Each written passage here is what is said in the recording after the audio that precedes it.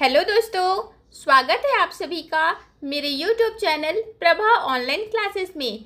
Friends, 2 दिन पहले हम लोग छत्तीसगढ़ वर्ड बाय अवार्ड आया के लिए प्रीवियस ईयर क्वेश्चन सॉल्व कर रहे थे। उसमें हमारा मैथ्स का क्वेश्चन रह गया था, जिसको हम लोग आज क्या करने वाले हैं, आज मैथ्स के प्रश्न को सॉल्व करने वाले हैं। ठीक है, तो फ्रेंड्स, अगर आपने जीके के CGG के हिंदी इंग्लिश सारे प्रश्न नहीं देखे हैं तो मैं डिस्क्रिप्शन बॉक्स में लिंक दे दूंगी, वहां से आप उस वीडियो को जरूर से एक बार वॉच करना। साथ ही मैं यहाँ पे आई बटन में भी लिंक दे दूंगी, वहां से भी आप डायरेक्टली चेकआउट कर सकते हैं। ठीक है, तो प्रीवियस ईयर क्वेश्चंस देखना बहुत ही ज़्यादा इंपॉर्टेंट है फ्रेंड्स, जिससे आपको नॉलेज होती है कि किस प्रकार के प्रश्न आ सकते हैं। ठीक है, तो चलिए मैथ्स का पेपर देखते हैं कि क्वेश्चन कैसे आए थे। देखिए, पहला प्रश्न था, निम्न में से कौन सा -4/7 के समतुल्य नहीं है। मतलब -4/7 के कौन सा बराबर नहीं है, यह आपको बताना है।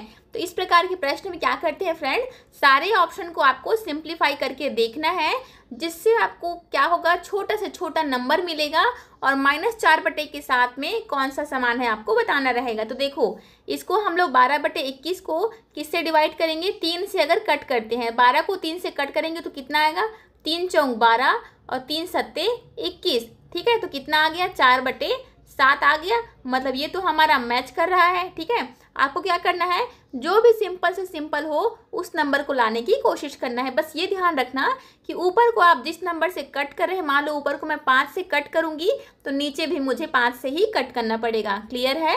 अब देखो ऑप्शन नंबर बी में देखते हैं। यहाँ पे देखना, बी में 5 से कट हो रहा है क्या, हाँ 5 से कट करते हैं, 5 चौक 20, तो नीचे में भी 5 से कट करना पड़ेगा, 5 सत्ते 35। ये भी कितना आ गया, -4/7 आ गया। मतलब ये भी हमारे क्वेश्चंस के समान है। ठीक है, ऑप्शन नंबर सी में देखो, 8 और 28 दिया है, -8 और 28। अब देखो यहाँ किससे कट होने की चांस है, 4 से कट करते हैं, तो 4 दूनी 8 और 4 सत्ते 28। यह कितना आया, -2/7 आया। मतलब हमारा इनकरेक्ट आंसर यही हो गया।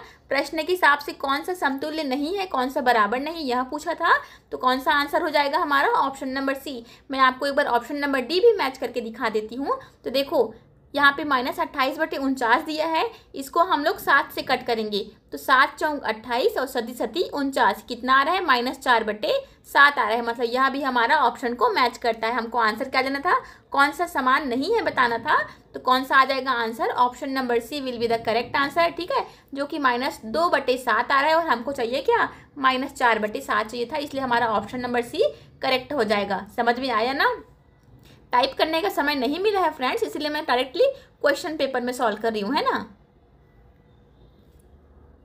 देखना अगला प्रश्न है, निम्न में से सबसे छोटा कौन सा है। तो सबसे छोटा कौन सा है, देखो इसका डायरेक्टली मैं आपको वैल्यू लिख के बताती हूँ। जब 4 को 15 से भाग करेंगे तो कितना आता है, 0.26। ठीक है, जब 3 को 10 से भाग करेंगे तो कितना आता है, 0.33 आता है। ठीक है, जब 11 को 30 से भाग करेंगे तो कितना आता है, 0.36 आता है।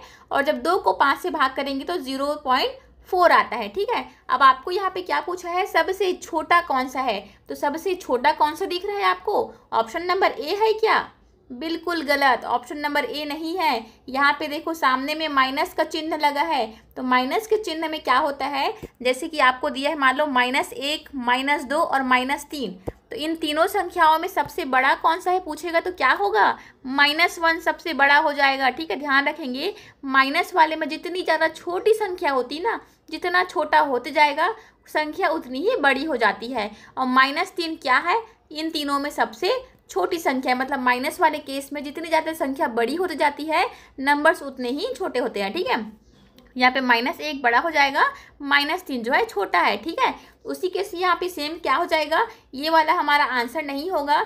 सबसे बड़ा बोलता तो -2.6 वाला आंसर हो जाता है, लेकिन हमको सबसे छोटा बोला गया है, इसलिए क्या हो जाएगा, ऑप्शन नंबर डी हमारा सबसे छोटा आंसर हो जाएगा। ठीक है, इसको भाग करके कैसे लाएं, सारा चीज़ मैं आपको अलग से वीडियो में बता दूंगी।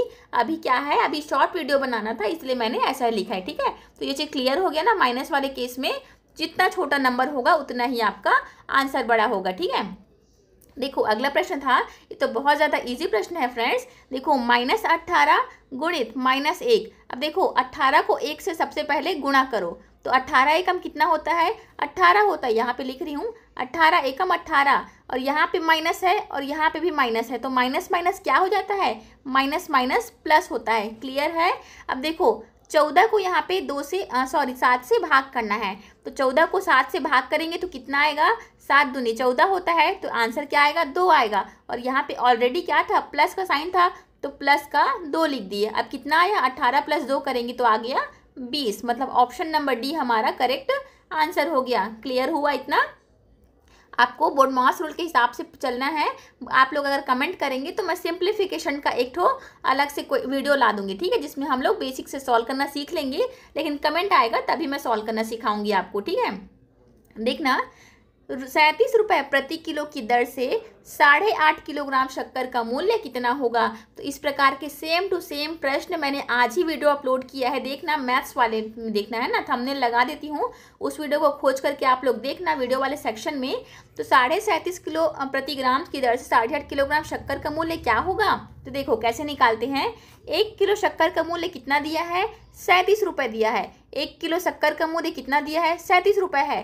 तो 8 किलो का पहले निकालिए, यहाँ पे 8 किलो का मूल्य कितना हो जाएगा, 8 गुणित 37 हो जाएगा। तो टोटल में हमारा कितना आ रहा है, टोटल ये आएगा 296, ठीक है। अब देखो यहाँ पे आधा किलो और तो बचा है, 8.5 किलो था ना, मतलब 8.5 किलोग्राम था, तो 500 ग्राम हमारा और बचा है। तो 500 ग्राम का कैसे निकालेंगे, यहाँ पे देखना 1 किलो शक्कर का मूल्य 37 रुपये था, इसी को अगर हम लोग 2 से डिवाइड कर देंगे। 2 से क्यों डिवाइड किए, क्योंकि 500 ग्राम और 500 ग्राम मिलके कितना बनता है, 1000 ग्राम बनता है, और 1000 ग्राम ही क्या होता है, 1 किलोग्राम होता है। इसीलिए हमको 37 रुपये प्रति किलोग्राम, मतलब 1 किलो शक्कर का मूल्य 37 रुपये दिया गया था, उसको 2 से जब डिवाइड करेंगे तो कितना आएगा, आधा किलो का मूल्य निकल जाएगा। अब आधा किलो मूल्य कितना हो रहा है, 8.5 रुपये, ठीक है, 8.5 रुपये हमारा मूल्य निकल रहा है। अब देखो 18.5 था, है ना, अब 8.5 का हमको निकालना था टोटल में, तो 18 का 296 था, और आधा किलो का मूल्य कितना आ गया, 18.5 आ गया। इन दोनों को जब प्लस करेंगे तो 8.5 किलोग्राम शक्कर का मूल्य निकल जाएगा। तो कितना आएगा आंसर, 314.5 रुपये। समझ में आया कैसे आया, है ना। तो आपको ऐसे ही निकालना है फ्रेंड्स, डिटेल में नहीं बता रही हूँ, आप ये वाले वीडियो को ना एक बार चेकआउट कर लेना, उसमें मैंने 3-4 प्रश्न इसी टाइप की करवाए हैं, ठीक है। देखना अगला प्रश्न है, एक व्यक्ति प्रति माह अपने वेतन का 12% बचाता है, यदि उसका वेतन 2500 रुपये है तो उसका प्रति माह खर्च कितना होगा। तो सबसे पहले आप यह कॉन्सेप्ट जानिए, अगर आपके पास 100 रुपये है, ठीक है, अगर आपके पास 100 रुपये है, आपने 20 रुपये खर्च कर दिए, 20 रुपये खर्च कर दिए, तो आपके पास बचे कितना, बचे आपके पास 80 रुपये बचे। अभी 80 को आपने लाया कैसे, 80 को हमने ऐसा लाया कि 100 में से जब 20 को माइनस किए तो हमारा 80 आ गया, इतना हुआ ना। अब सेम वही चीज़ आपको अप्लाई करना है यहाँ पे। देखो अपने वेतन का 12% जो है बचाता है, बोला है बचाता है, बचाता कितना है, 12% बचाता है, तो खर्च कितना करता होगा, खर्च करेगा 100%, हमेशा 100 से माइनस करना है ना, 100 में से 12 जब माइनस करेंगे तो उसका खर्च निकल जाएगा, तो 88% वह खर्च करता है। क्लियर हुआ। अब देखो हमने क्या किया था, जितना किसमें से यहाँ पे काउंट कर रहे थे, 80%, 80 जो हमारा पैसा बचा था किसमें से बचा था, 100 रुपये में से बचा था। उसी प्रकार यहाँ किससे बचेगा, 2500 जो हमारा ऑलरेडी पैसा है, 2500 में से 12% उसने बचाया है, तो खर्च कितना किया है वही हमको निकालना है। तो कैसे निकालेंगे, 2500 का मतलब होता है गुणा 88%, ठीक है, 88, यहाँ पे 1 0 कैंसिल, 1 0 कैंसिल, 25 को 88 से जब गुणा करेंगे तो कितना आता है, 2200 आता है। समझ में आया ना कैसे किया। 12% उसने बचाया था, तो खर्च कितना किया है, 88% उसने खर्च किया था, तो 2500 का 88% निकालना है, मतलब 25 गुणित 88 करेंगे, डिवाइडेड बाय 100 करेंगे। यहाँ पे गुणा क्यों किए, क्योंकि का मतलब गुणा होता है, मैंने बार बार आपको बताया है परसेंट वाले चैप्टर में, ठीक है। सारा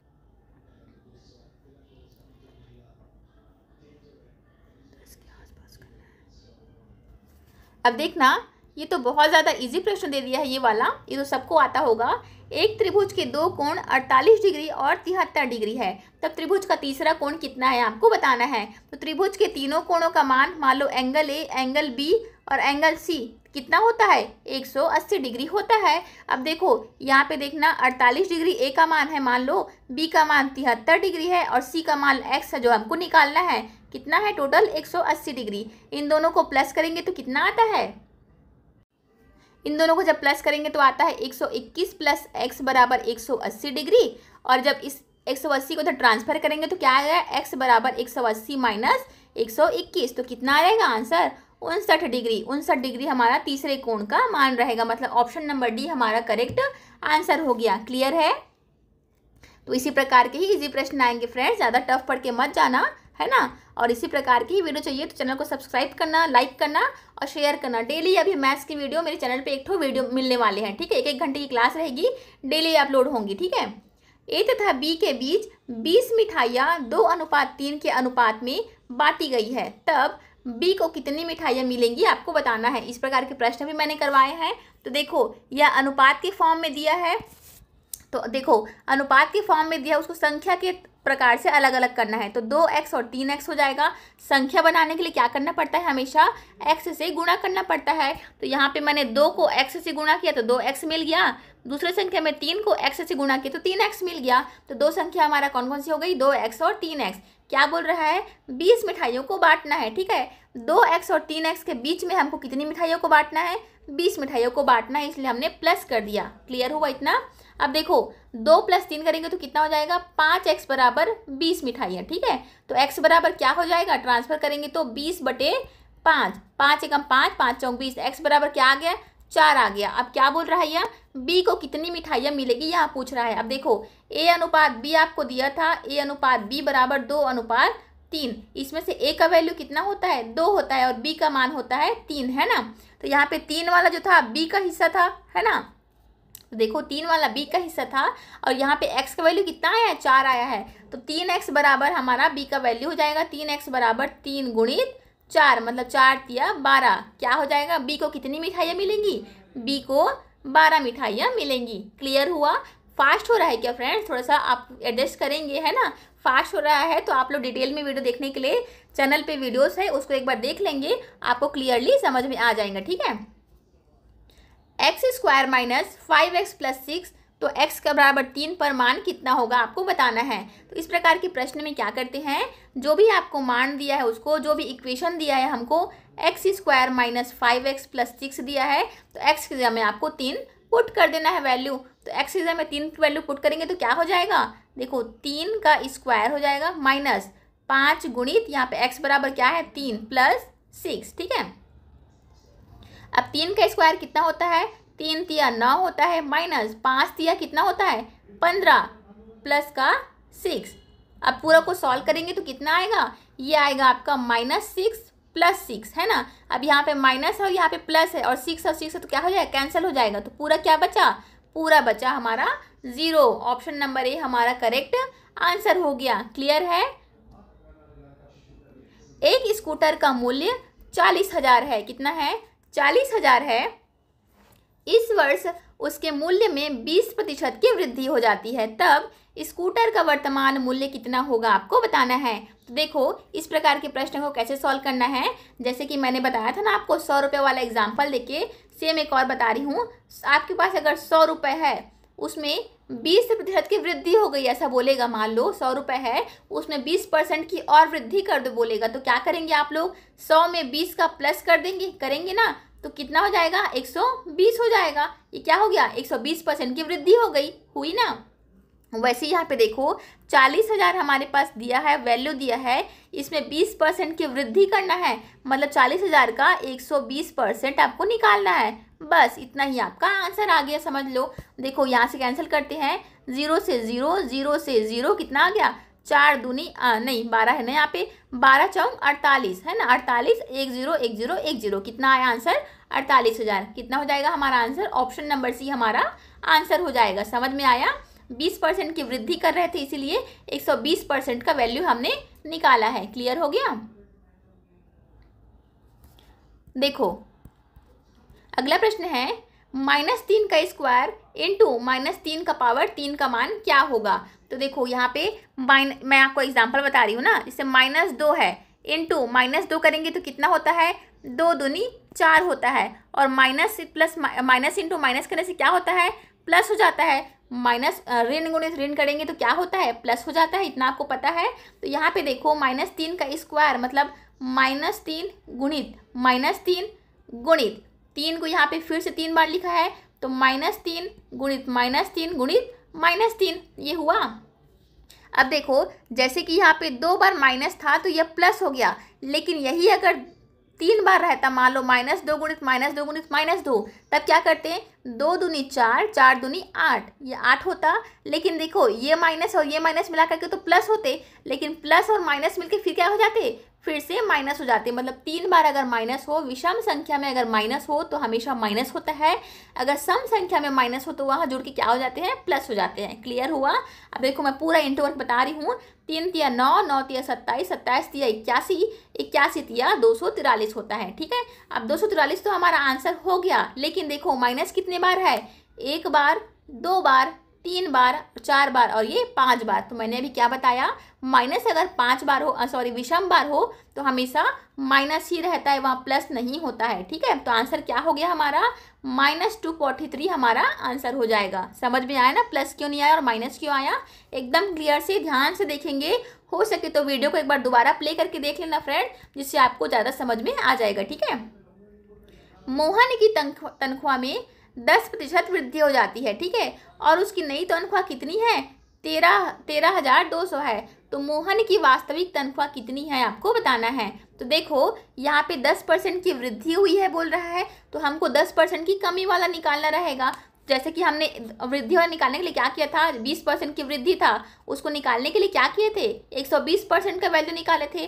अब 10% की ऑलरेडी वृद्धि हो चुकी है, उसको कमी करना है, तो कमी करने के लिए क्या करेंगे, 100 - 10 करेंगे, मतलब 90% की वैल्यू निकालेंगे। क्लियर हुआ ना इतना।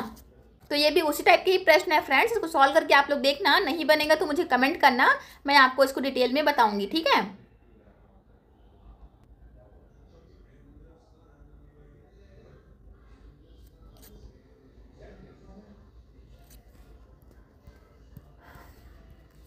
देखो फिर से रिपीट वाले प्रश्न आ गए। राम के पास 4,250 रुपये है, उसने 20% खर्च कर दिए, तो उसके पास कितने रुपए बचेंगे। तो देखो इसको कैसे सॉल्व करना है, आपके आप क्या बताना है, 20% खर्च कर दिए तो बचे कितना, बचे उसके पास 80% बचे हैं। कैसे निकाला हमने, 100 से 20 को माइनस किया तो कितना बचा, 80% बचा। अब उसके पास कितने बचे हैं बोल रहा है, मतलब 4,250 का मतलब गुणा 80%, 80 बराबर 80/100 कर दिए। 0 से 0 कैंसिल, 0 से 0 कैंसिल। 4,250 से जब 8 को इंटू करेंगे तो कितना आता है, 4,250 गुणित 8 करेंगे तो आता है 3400। ठीक है, आंसर क्या हो जाएगा, 3400 हमारा आंसर हो जाएगा। सेम जो हमने 2 प्रश्न पहले सॉल्व किया था ना, वैसे ही सॉल्व करेंगे। ठीक है, देखिए अगला प्रश्न है, एक मशीन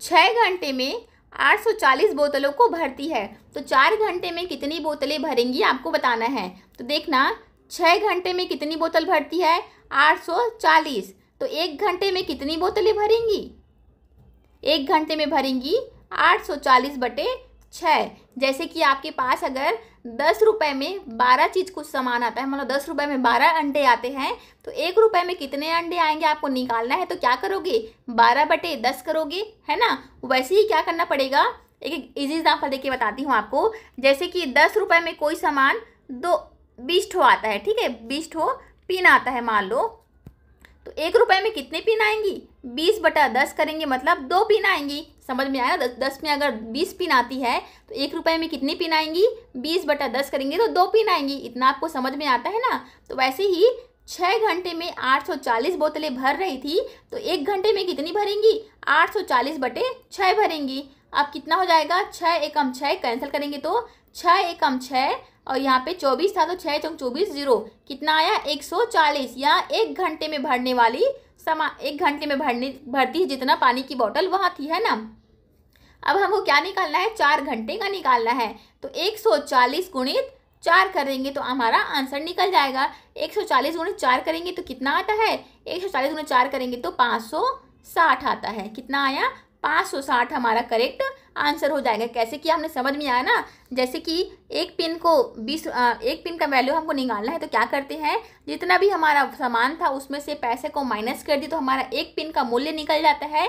और वैसे ही अगर एक पिन का मूल्य 2 रुपये है तो 5 पिन का मूल्य कितना होगा अगर पूछेगा तो क्या करेंगे, 2 गुणित 5 कर देंगे, मतलब 10 रुपये हमारा मूल्य हो जाएगा। समझ में आया ना। सेम वैसे ही मैंने यहाँ पे ट्रिक अप्लाई किया है फ्रेंड्स। ओके, देखना अगला प्रश्न क्षेत्रमिति वाला है ना। वर्ग की एक भुजा की लंबाई 2a + b मीटर है तो उसकी परिधि का मान कितना होगा। तो वर्ग की परिधि क्या होती है, सबसे पहले आपको यह पता होना चाहिए। वर्ग की परिधि या परिमाप बोलते हैं इसी को। तो वर्ग का परिमाप कितना होता है, वर्ग का परिमाप होता है 4 × a।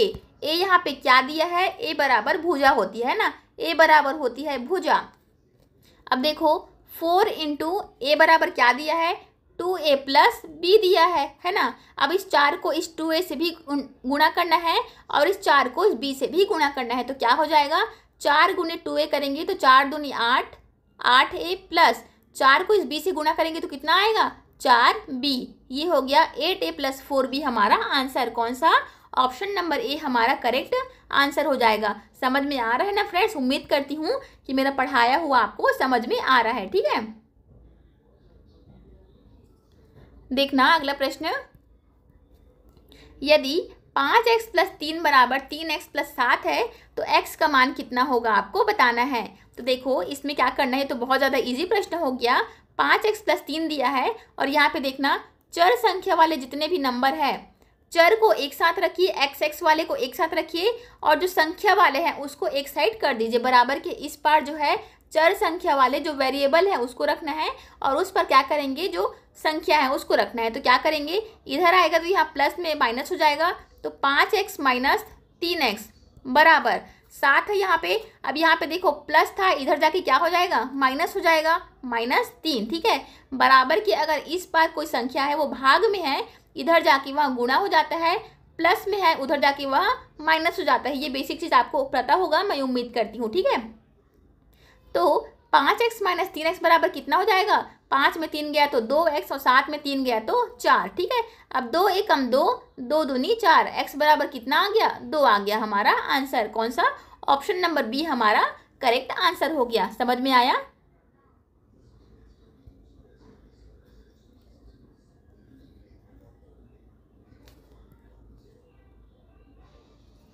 देखना ये वाला प्रश्न, 1/2 की पावर 2 का होल पावर है 4। अब देखो आपने ये वाला फॉर्मूला पढ़ा होगा, m की पावर n है ना, गुणित n की पावर m है मान लो, है ना।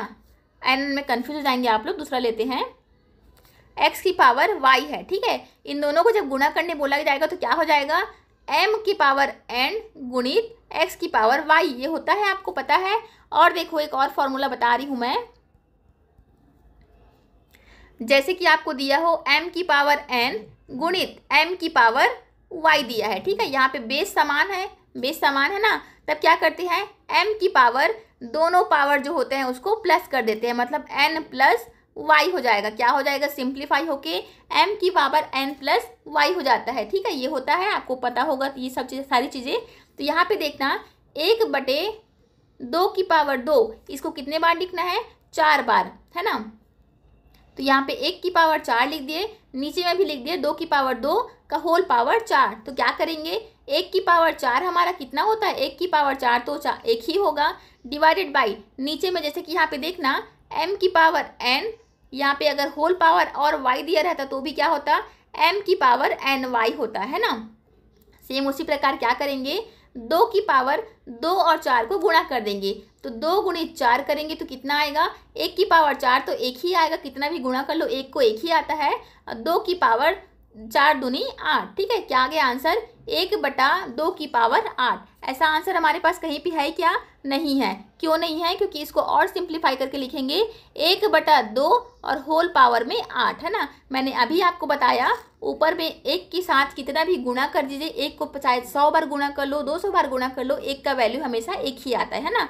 तो 1 की पावर 8 लिख सकते हैं और 2 की पावर 8 था, इन दोनों के गुणा करने सिंप्लीफाई करने में क्या लिख सकते हैं, 1/2 की पावर 8 लिख सकते हैं। ठीक है, ऐसा ऑप्शन हमारे पास कहाँ है, ऑप्शन नंबर डी हमारा मैच कर रहा है। ठीक है, ये देखिए ऑप्शन नंबर डी 1/2 की पावर में 8 हमारा मैच कर रहा है। ठीक है, देखो अगला प्रश्न आ गया है 729 के वर्गमूल का मान क्या होगा, आपको बताना है। तो इसके दो मेथड होते हैं फ्रेंड्स, मैं आपको एक ही मेथड यहाँ पे बता रही हूँ, डिटेल में नहीं बता पाऊंगी, है ना। एक मेथड को मैं आपको अच्छे से बताती हूँ। 729 दिया है यहाँ पे, 729 को यहाँ पे लिख लीजिए।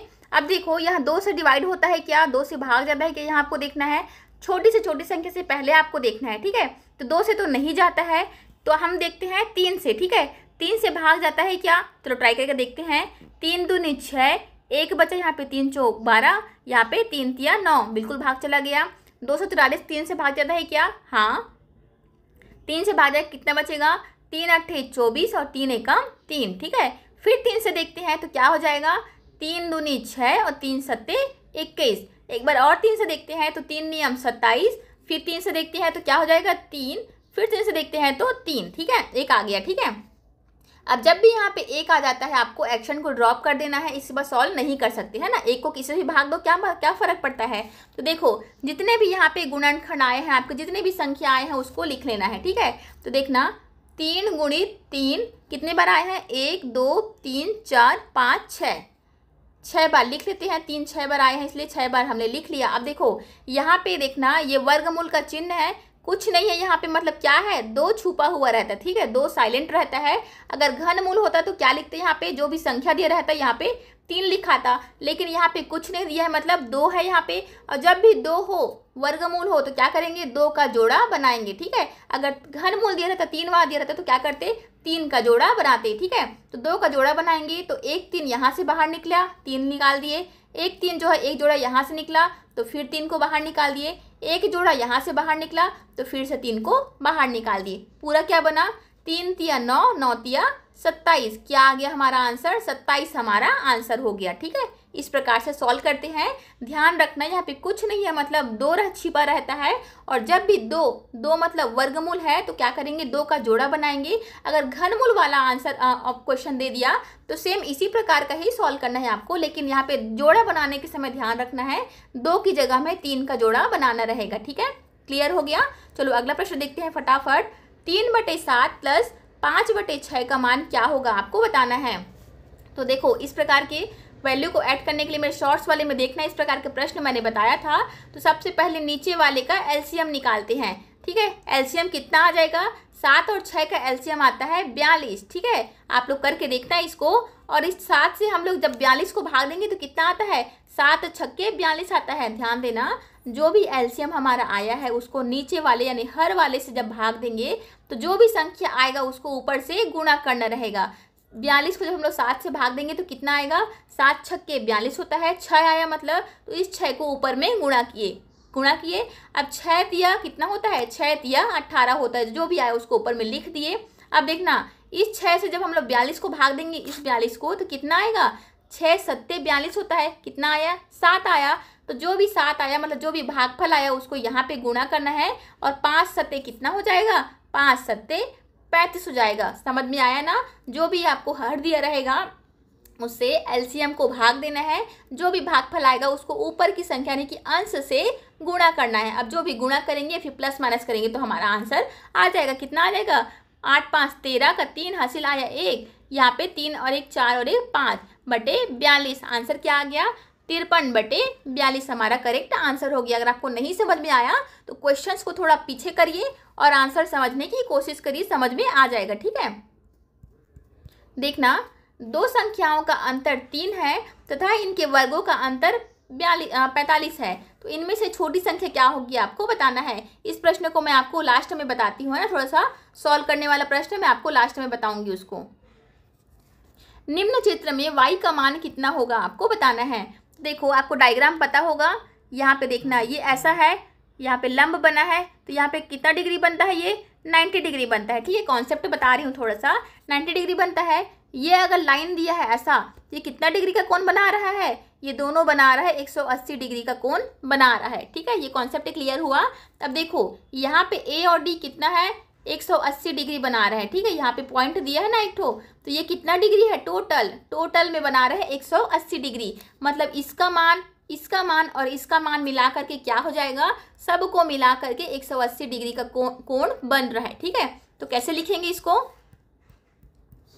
देखो यहाँ पे y लिख दिए, सबसे पहले y प्लस करेंगे 150 माइनस x कर दिए, जो भी हमको दिया उसी को लिख रहे हैं, प्लस कर दिए x बराबर कितना है 180 डिग्री का कोण बनता है। कॉन्सेप्ट समझ में आया ना। जब भी आपको ऐसा दिया रहे, दो एंगल यहाँ पे बीच में दिया रहे, दो रेखा दिया रहे, बीच में कट हो रहा, तो क्या हो जाएगा, हमेशा सरल रेखा कितने डिग्री की होती है, 180 डिग्री की होती है। मतलब ये सारा कितने डिग्री का है, सारा 180 डिग्री का है, जिसका मान अलग अलग हमको दिया है, इसी को हमको निकालना है। अब यहाँ पे देखो x तो है यहाँ पे, लेकिन ये माइनस में है और ये प्लस में है, तो क्या करेंगे, इन दोनों को कट कर सकते हैं। अब देखो पूरा पूरा हमारा क्या बच गया, y प्लस 150 बराबर इधर क्या है 180 है। अब इस 150 इधर ट्रांसफर करेंगे तो कितना बन जाएगा, y बराबर हो जाएगा 180 माइनस 150, ये प्लस में था ना, इधर ट्रांसफर करेंगे तो माइनस हो जाएगा। तो 180 में 150 को घटाएंगे तो कितना आएगा 30 डिग्री, यानी कि कौन सा, ऑप्शन नंबर सी हमारा करेक्ट आंसर हो जाएगा। ठीक है, और देखना अगला प्रश्न, -316 में निम्न में से क्या जोड़ने पर 11/24 प्राप्त होगा। -3/16 दिया है, तो मान लो हम लोग x जोड़ देते हैं, जोड़ना है बोला है इसलिए प्लस x किए हैं, घटाना है बोलता तो माइनस x करते। ठीक है, क्या आता है बोला है 11/24 आता है। अब फिर से इसको ट्रांसफर कर दीजिए इधर, तो क्या हो जाएगा, x बराबर आएगा 11/24, ये माइनस है यहाँ पे, इधर जाके क्या हो जाएगा, प्लस हो जाएगा 3/16। ठीक है, अब फिर से नीचे वाले का एलसीएम लीजिए, इसका एलसीएम लेंगे तो क्या आ जाएगा, नीचे में आ जाएगा 24। एलसीएम लेके नहीं बता रही हूँ, आप लोग एलसीएम वाला वीडियो एक बार जरूर से देख लेना। तो इस प्रश्न को सॉल्व करके देखना फ्रेंड्स, है ना, जैसा मैंने आपको बताया है वैसे ही बनाना है। एलसीएम वाला चैप्टर एक बार जरूर से देख लेना, जिससे आपको सारे कॉन्सेप्ट क्लियर हो जाएंगे। ठीक है, देखो चित्र दिया है आपको, जिसमें BAC बराबर 90 डिग्री दिया है, AC का मान 400 दिया है और AB बराबर 300 दिया है। तो आपको इसका वैल्यू निकालना है, किसका, B और C का वैल्यू, इसका वैल्यू निकालना है। तो पाइथागोरस प्रमेय आपने पढ़ा ही होगा। पाइथागोरस में क्या करते हैं, कर्ण का वर्ग बराबर आधार का वर्ग प्लस लंब का वर्ग होता है। कर्ण हमको निकालना है, मतलब x का स्क्वायर हमको निकालना है। आधार कितना दिया है, आधार दिया है 300 का स्क्वायर प्लस लंब कितना दिया है 400, तो 400 का स्क्वायर दिया है ना। 3 का स्क्वायर कितना हो जाएगा, 3 × 9 0 0 0 0, है ना। कैसे करना है एक बार ध्यान से देख लेना, एकदम डिटेल में नहीं बता पाऊंगी। 400 का स्क्वायर कितना होता है 16,000, है ना।